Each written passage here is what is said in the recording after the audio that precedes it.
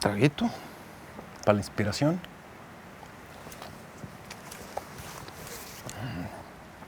Así me gustó el vinito. Así me gustan, secones. Como mi alma. Ok, ¿listos? Listo.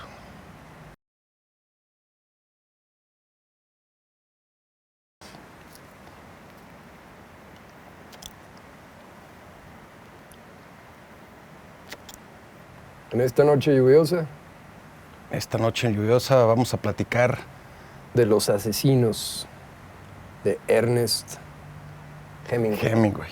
Exactamente. Por ser un área de tu expertise. Es uno de mis cuentos favoritos. Entonces, Ah, te voy a dejar la batuta en esta ocasión.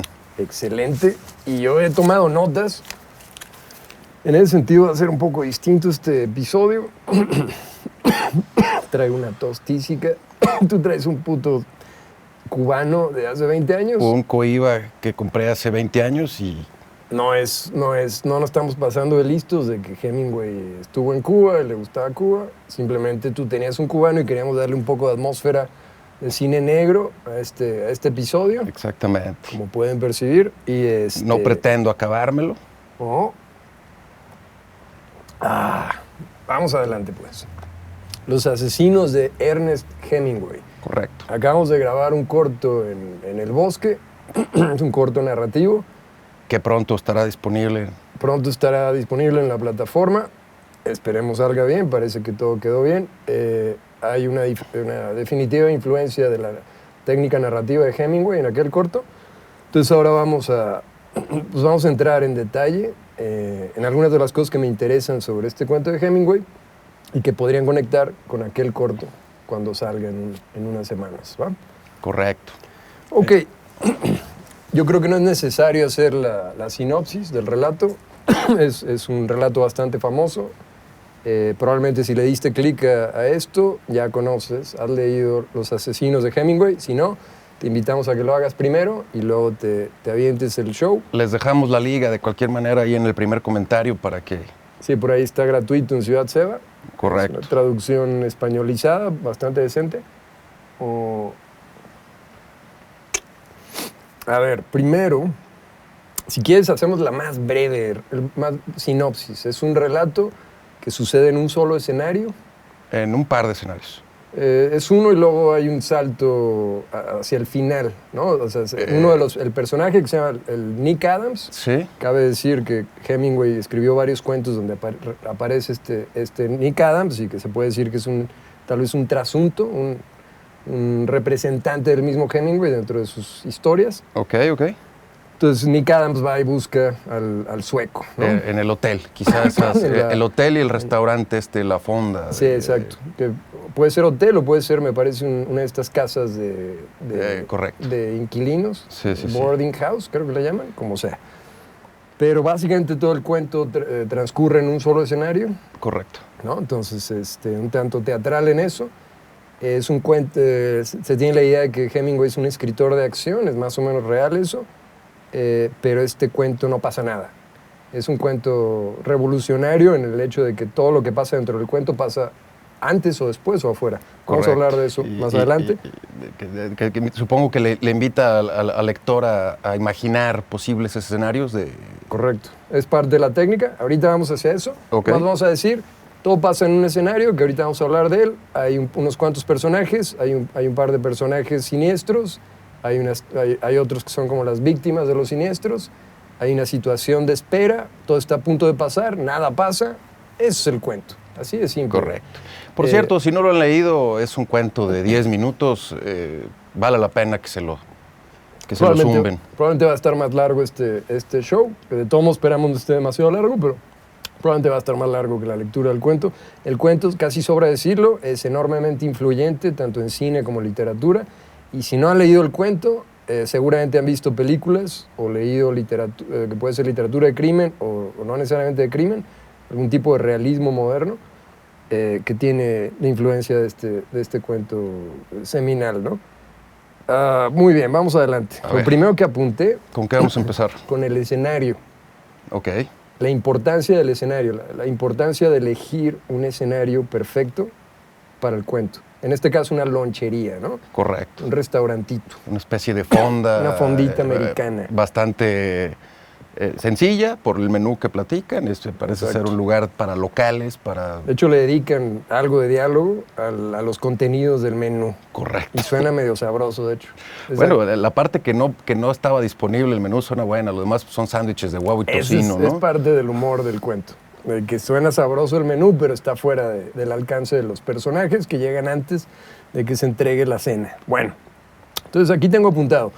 Escenario modesto y mundano, donde la tensión siniestra del relato, y en el centro del relato como su drama existencial, porque hay una especie de drama existencial en esta historia donde aparentemente no pasa nada.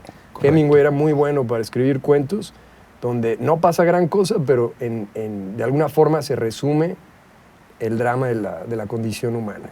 Correcto. ¿No? Te decía que me recuerda un poco a estas novelas existencialistas de Sartre, de Camus. Y de Camus. Específicamente El extranjero de Camus toma bastante del estilo de Hemingway y del tono como de tipo duro. Sí. ¿No? Así como de tipo, como lo que llaman hard-boiled, que correcto. Después también los grandes escritores de la literatura de crimen del siglo XX también parece que toman algunas lecciones de Hemingway. Y uno de los personajes, que ya mencionaremos, un sueco, suena mucho como al extranjero, a un abandono de sí mismo, ¿no? Como el fatalismo estoico, ¿no? Exactamente. Es un buen punto. Ahorita vamos para allá. Entonces, la idea es que en este escenario mundano, la tensión siniestra es un relato de tensión, nada más. Es la esencia del relato, es una tensión amenazante. En un escenario vacío como esta emoción, este tono, se amplifica. Es una especie de caja de resonancia, es una cámara oscura donde esta impresión estalla. ¿Por qué? Apunto, porque no hay nada en el escenario mundano, que aparte está tomado del paisaje urbano moderno, ¿no? De la Norteamérica, donde la iglesia y el monumento han sido sustituidos por el supermercado, ¿no? O sea, es esta Norteamérica ya que ha dejado atrás la Europa de hitos, cristianismo, museos, etcétera. Es una Norteamérica positivista, pragmática, pura, donde los templos de Norteamérica son el supermercado y la supercarretera, ¿no? Entonces, es este escenario supermoderno. Me quiero imaginar que por una referencia que se hace a Chicago, está situado en alguna parte del Midwest americano, ¿no? De hecho, según lo que investigué, es en una población cercana a Chicago, donde aparentemente... El nombre es Summit. Summit, donde supuestamente cuando la cosa se puso pesada, en aquella época de la prohibición y de la guerra de las mafias en Chicago, varios de los capos se refugiaron en Summit. ¿No? Okay. ¿Da la impresión también de ser un lugar alejado del brazo estricto de la ley? Sí, parece que es un pueblo quieto donde no hay policía, sí. Y si hay un policía es alguien que no se va a meter en problemas, no va a arriesgar su cuello. Correcto. ¿No? Algo así como lo que vivimos ahora. Algo muy familiar para nosotros, exacto. Entonces, regresando, en este escenario vacío, moderno, limpio, no hay estorbo, no hay nada que estorbe, que oculte, que distraiga, que imponga un significado ulterior. Nada significa nada, como diría uno de los personajes de Tarantino en Pulp Fiction, ¿no? Mi nombre es Butch, en Norteamérica los nombres no significan una mierda. Es un poco parecido. Okay. Este escenario hemingwayesco de la lonchería, para su drama siniestro, está vacío. Claro. No significa nada. Está elegido por su vacío absurdo, ¿no? Correcto. Y la misma longitud del cuento no permite descripciones excesivas, ¿no? El mismo estilo. Sí. Al rato vamos a avanzar hacia esa cosa tan interesante que es el estilo de Hemingway. Venga. Entonces, bueno, no hay sombra histórica o estatua mítica donde se pueda buscar refugio o significado. Entonces, es el escenario vacío perfecto o el escenario ateo perfecto. Estamos hablando de una literatura posterior a la muerte de Dios. Correcto. ¿No? Nietzsche ya lo anunciada por Nietzsche. Anunciado, correcto. Y de alguna forma dramatizada o conceptualizada por Dostoyevsky. Entonces, este es un escritor que está siguiendo el pulso a los tiempos y entiende que está escribiendo para una época donde Dios ya no existe. Correcto. Entonces, de nuevo. Y los mismos nada personajes asumen que no existe una moralidad. No hay un castigo ulterior, solo estamos nosotros. O sea, es un preexistencialista, como anuncias, apuntas tanto en estilo como en visión, como visión o tema. Okay. Entonces, solo estamos los hombres devorándonos entre nosotros, los seres humanos. Va. Venga. Ahora quiero saltar, ya que estamos hablando de escenografía, a Edward Hopper, que es un pintor americano que era justamente admirador de Hemingway. Okay. Son contemporáneos. Hopper agarra reconocimiento un par de décadas después que Hemingway, pero cuando Hemingway está empezando a pegar, Hopper está alerta y reconoce específicamente en este cuento una especie de alma gemela. Okay. Un artista que está buscando o trabajando con intereses similares. Ahora, ahí te va por qué. En Hopper, varias de las imágenes clásicas de Hopper, los escenarios son fuentes de sodas, son todos muy norteamericanos de la época. Sí. Fuente de sodas, un cine, una sala de espera, un vagón de tren, ¿ok? Entonces, todos estos escenarios, otra vez mundanos y modestos y anónimos, son cajas transparentes para espiar el sufrimiento ajeno. ¿Ok? Ese es Edward Hopper.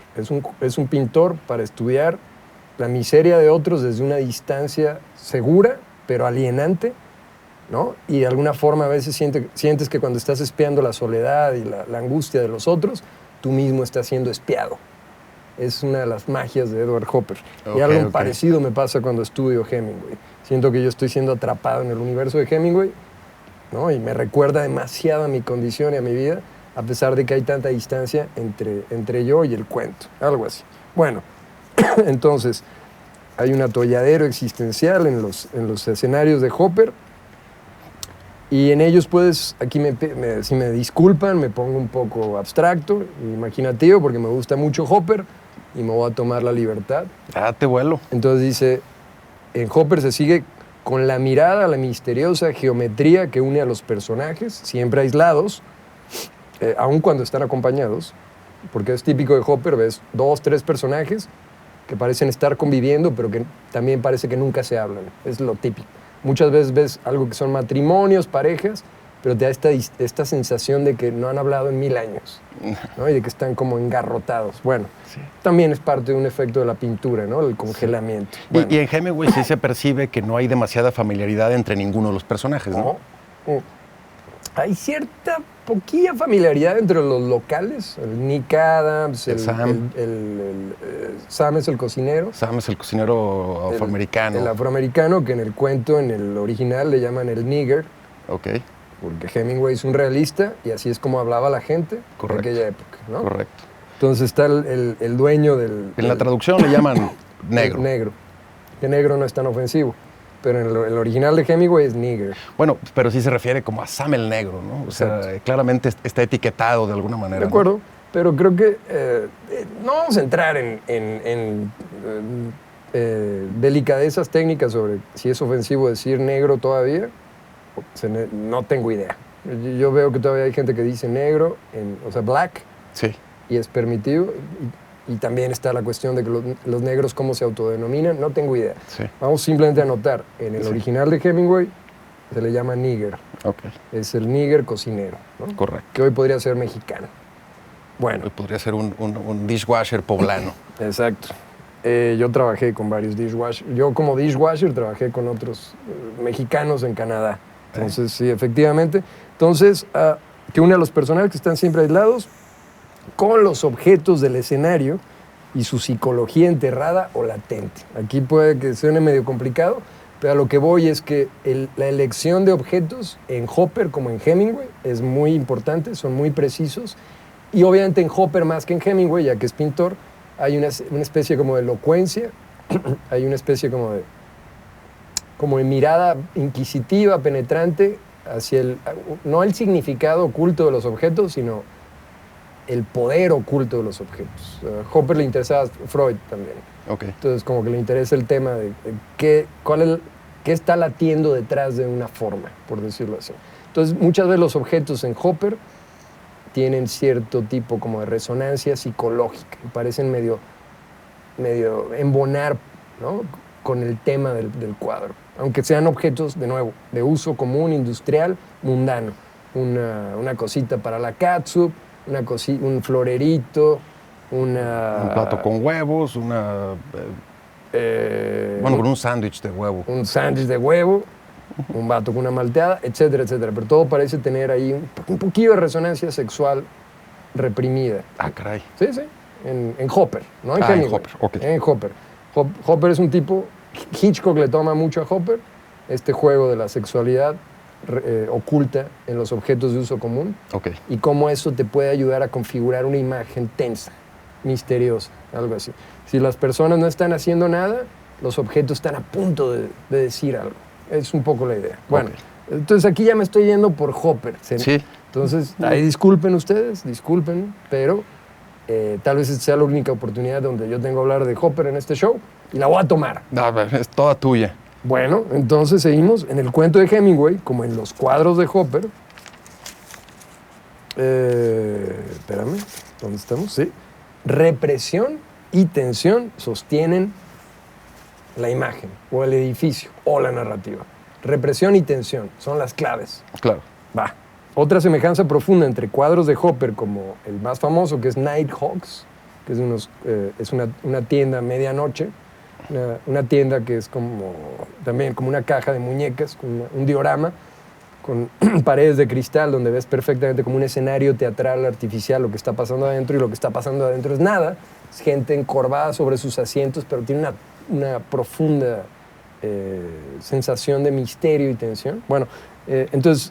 Como para agregar al drama existencial de los personajes, ¿no? Es que son dramas existenciales donde no pasa nada. Entonces es curioso, este cuento, tanto estos cuadros de Hopper como este cuento de Hemingway se anteceden unos 20 años al famoso Esperando a Godot, de Samuel Beckett, que también es otra obra o bien absurdista o bien existencialista, que de alguna forma resume la vida humana y donde nunca pasa nada. Solamente todo se espera de la muerte o de un evento que libere, que dé significado, que trascienda, que aniquile cualquier cosa, pero nunca pasa nada. Bueno, correcto. Entonces estamos... Otra semejanza, ¿verdad? A ver, perdón. Y aún cuando sucede algo, y me acordé un poco creo que es uno de tus autores favoritos, de Céline, de Louis Ferdinand Céline, de cómo, a pesar de que suceden cosas, lo que sucede es como lateral al drama que te están llevando, que te está conduciendo el sujeto, ¿no? Órale. El sujeto vaga de circunstancias, pero realmente no estás anticipando qué va a pasar, más bien estás dentro de la psicología del personaje, ¿no? Yo diría que no lo había observado así, pero sí, me late, te la compro.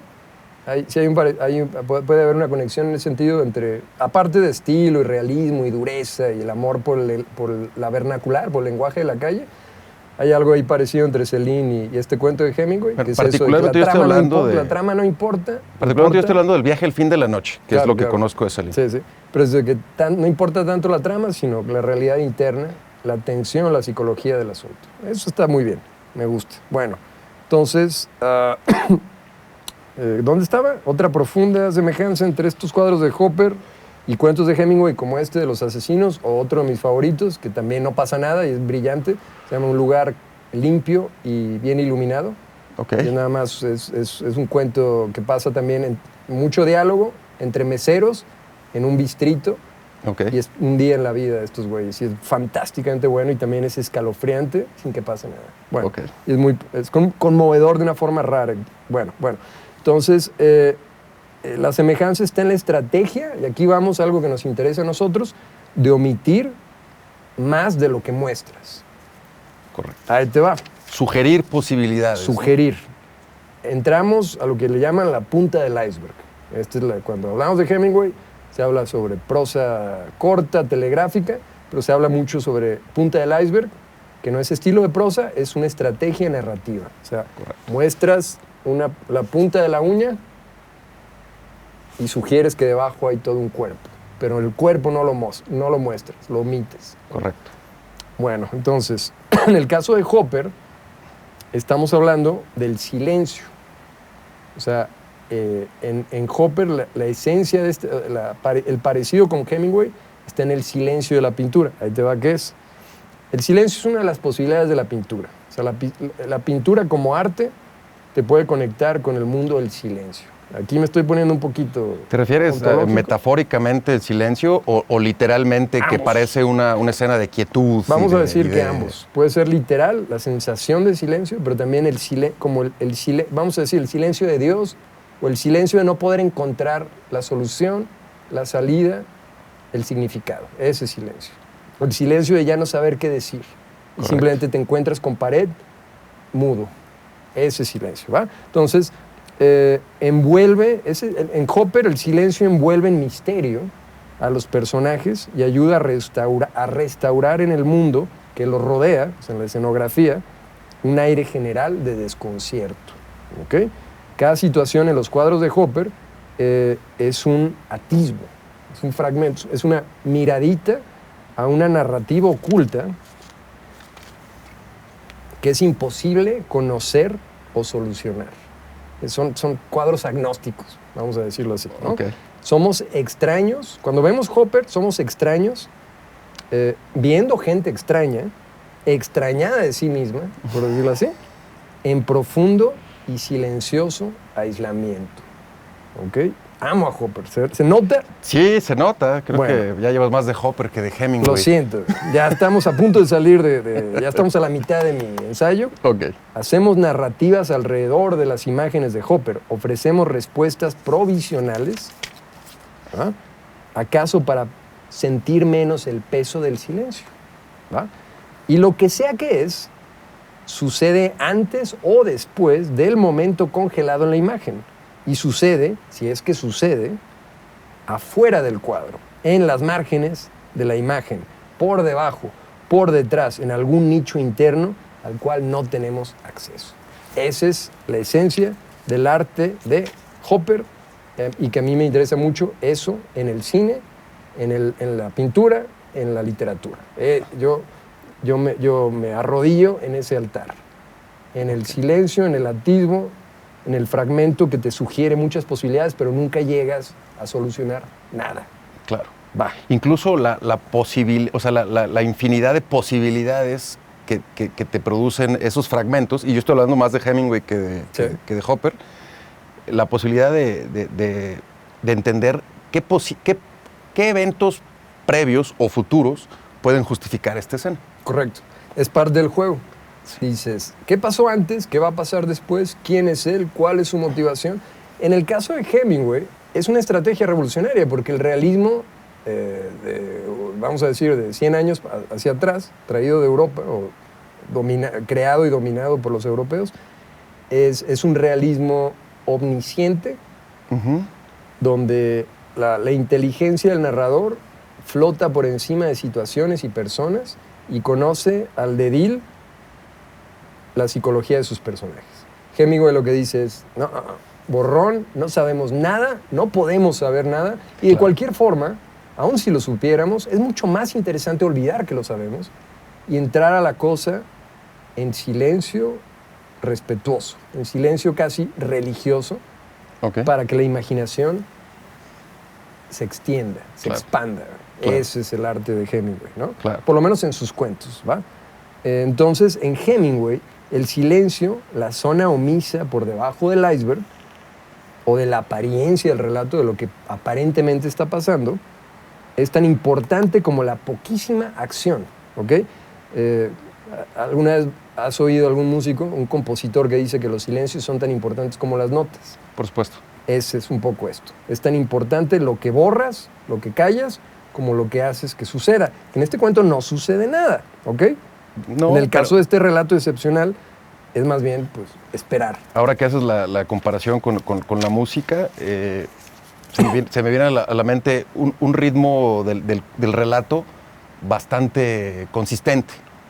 El wise guy, el chico listo, ¿no? Sí. Que en inglés creo que es wise guy. Es lo que dice. Yo lo leí en español. Sí, en el castellanizado, sí, ¿no? Pero sí, es un ritornel, una repetición. Chico vivo. Chico vivo. Es una repetición de uno de los personajes siniestros que al principio es simpática y luego empieza como a calar. Sí. Es como la técnica de la tortura de la gota de agua china, ¿no? Las primeras veces refresca y luego empieza como ¡pac! Incluso ya me pasó la primera vez que lo leí, que hasta confunde un poco, porque se empiezan a decir chicos vivos entre todos. Yeah. Y con distintas intenciones. Sí, ¿no? sí, Eso es muy, muy padre también. Eso es también una especie de técnica minimalista. Reduces tus recursos, pero cada vez que usas un recurso, te pones a ti mismo la meta de que el uso y la intención de ese recurso sea nuevo. Creo que es algo que hace Hemingway muy bien en este cuento. Bueno, diálogos, ¿ok? Los diálogos propulsionan a la narrativa, la hacen correr deslizándose sobre la página. Realmente estamos hablando de que casi todo es diálogo en este cuento. Casi todo. Hay muy poca descripción. Y pues sí. Diálogos cortos, simples, no, nada muy elaborado. Creo que no hay más de 2, 3 líneas por personaje. Nada discursivo, no hay monólogo, no hay diálogo shakespeariano o succession. Exacto. No hay pontificaciones de ninguno de los personajes. No hay cosas, no hay virtuosismo, no hay solo de jazz. Este es punk rock. Es decir, esto es staccato, son notas rápidas, pero brillantemente capturadas por el oído y el conocimiento de Hemingway del vernacular, ¿no? Entonces, justamente ahorita estamos entrando en esta zona, dice, funciona casi como una lección en modernismo literario. Este cuento, un ejemplo virtuoso que muestra el camino hacia una literatura actualizada a los avances técnicos de la entreguerra. Ahí te va, ahí te va mi argumento. A mí se me fue el hilo. Ahí te va, dame chance de... Sé que se pone raro, pero ahí te va. Una literatura mucho más compacta, veloz, feroz, dinámica, donde el lector asume el mando e interpreta el texto mientras corre. Entonces lo que estoy haciendo es diciendo, Hemingway moderniza la literatura haciendo que se parezca a un auto, a un automóvil. ¿Sí entiendes? Cuando la gente antes estaba acostumbrada a caminar, a tomar el trenecito, a andar en caballito, la literatura de Hemingway es una literatura para la época del automóvil, que una de las cosas que hace el auto es acelerar los vida, procesos. Acelerar la vida, recortar el espacio. De pronto todo es eficiente, veloz, dinámico, peligroso. Sí. Ese es el estilo de Hemingway, ¿no? Correcto. Entonces, los cuentos de Hemingway crean un nuevo tipo de lector, ¿ok? Un lector activo, no pasivo, un lector observador, un lector pensador, un lector conductor, ¿va? Ese es Hemingway. Por eso, de nuevo, sigue siendo excitante hablar de Hemingway, porque es como simplemente es una droga de velocidad. Correcto. ¿Va? Correcto. Y con diálogos amigables incluso para lectores poco experimentados, ¿no? Eso también es algo padrísimo. No necesitas ser un erudito, un nerd, un matado de la literatura para disfrutar la literatura de Hemingway. Es relativamente sencilla, engañosamente sencilla, porque es profunda a pesar de ser simple. Pero no presenta un reto la lectura del cuento. No tienes que estar acudiendo a tu enciclopedia. Correcto. Y no tienes que estar familiarizado con técnicas modernistas. El modernismo de Hemingway va para el lado contrario que el de Joyce, para genios del lenguaje. Sí. Joyce es, yo soy un genio del lenguaje y espero que mi lector quiera estar a la altura del desafío. Sí, el lector tiene que entrar a la genialidad del lenguaje conmigo. Hemingway dice, no, tiene que ser hacia lo simple. Porque lo que dices, Hemingway no utiliza su prosa virtuosa como herramienta literaria, más bien es los ritmos, los diálogos cortos, la posición de objetos, etcétera, la que te lleva, ¿no? En el cuento. Sí, correcto. Sí, no es la exhibición de su conocimiento, es la narrativa pura, sí. Es la sensación de que existes en ese lugar. Correcto. ¿Sabes? Es una literatura muy de experiencia, la puedes palpar, sientes que estás vivo en ese instante. Es muy sí, y que podrías estar ahí entendiendo lo que está sucediendo y complicándote de la... Sí. Contrario, por supuesto, a todo lo shakespeariano, ¿no? Que decías. Toda esa complejidad, toda esa teatralidad y artificialidad te separan, te mandan hacia atrás. Ahora, obviamente, Hemingway también es un artificio.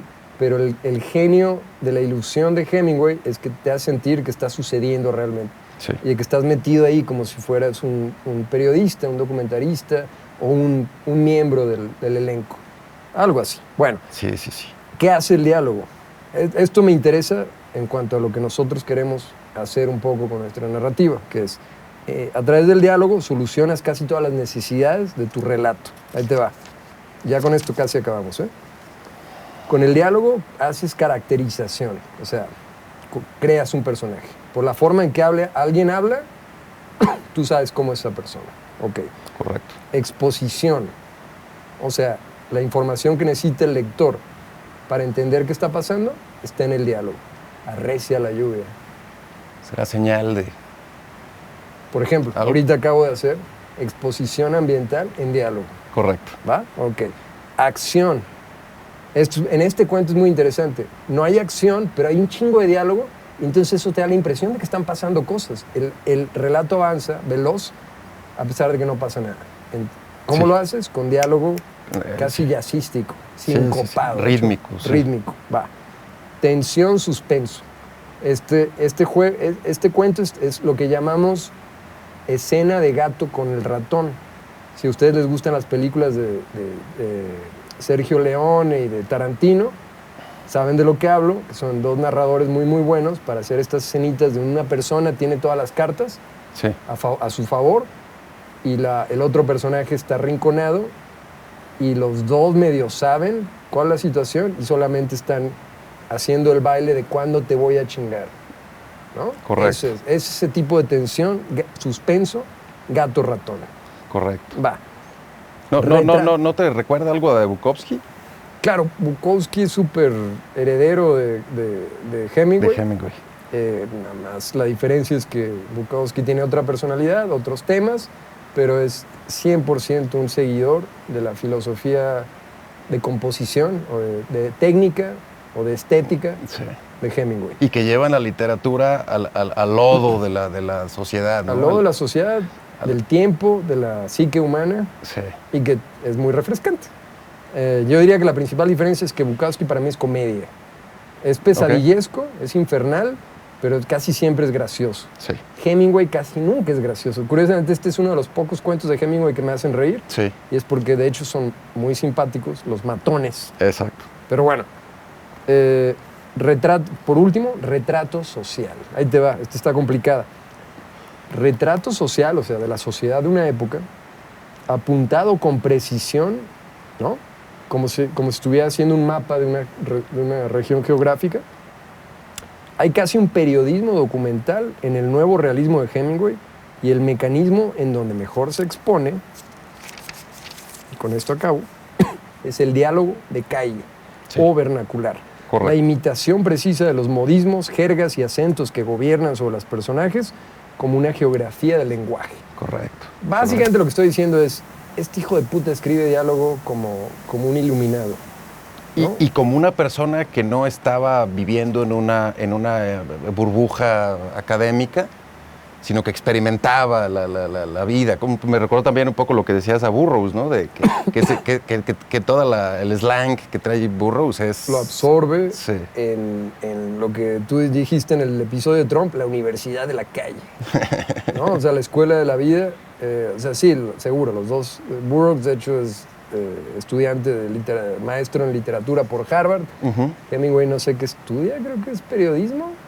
Como sea, o sea, los dos son, tú sabes, intelectuales de casta, por decirlo así, o sea, criados en alta escuela, pero realmente cuando observas su obra te das cuenta que la gran parte de lo que está en la página viene de su vida en el lugar, en el espacio. Exacto. O sea, de sus aventuras en la existencia, ¿no? Correcto. Entonces, Más en el caso de Burroughs, que tiende a ser más autobiográfico. creo que los dos tuvieron vidas muy interesantes. Burroughs vivió como lacra, más de 10 años. Yo diría que una buena parte de su vida, de una forma o de otra, la vive como lacra, pero realmente vivió como criminal unos 15 años, yo creo, ¿no? Entonces, obviamente, Burroughs tiene mucho de dónde aprender, mucho que retratar. Y, de nuevo, por cierto, los dos tienen genio, lo que los escritores tienen oído.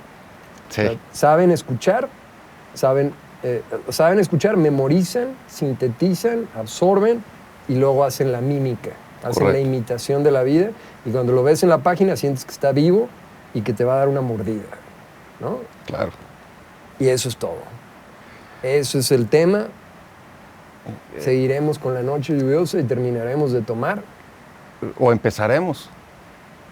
o empezaremos. Hay una ambigüedad. A ver si este pequeño relato les interesa y además que sirve como entrada para lo que vamos a presentar en algunos días, ¿no? Sí, que es exacto. un cortito que grabamos. Con la técnica de la punta del iceberg, a ver si funciona. Se los ¿no? dejamos a ustedes cuando salga. Ajá, les rogamos paciencia y discreción. Buenas noches. Salud. Salud.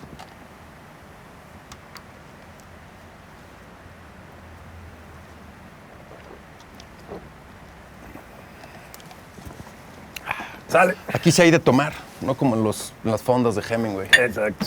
Eso es muy gracioso, ¿no? Algo de tomar, ¿no? Sí, güey. Es muy gracioso cuando dice ginger ale, Sí, cerveza de raíz. Y algunas otras